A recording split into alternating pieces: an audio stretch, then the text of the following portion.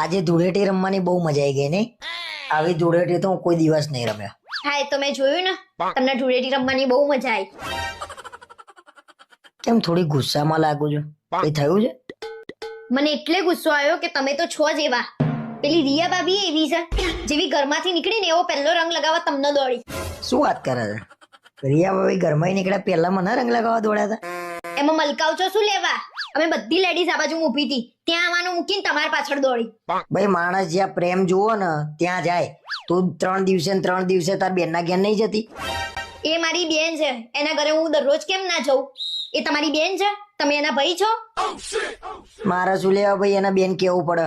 મારા બેન નહીં હતી, એના બેન બનાવવી પડે. મને ખબર જ હતી કે તમે બેન તો કહી ના શકો. એકના નહીં, બંનેના મગજમાં ખોટ છે. રિયા ભાભી એ ખરા જ હો. સોસાયટી વચ્ચે મને રંગ લગાવવા દોડ્યા હતા. વાહ ભાઈ વાહ.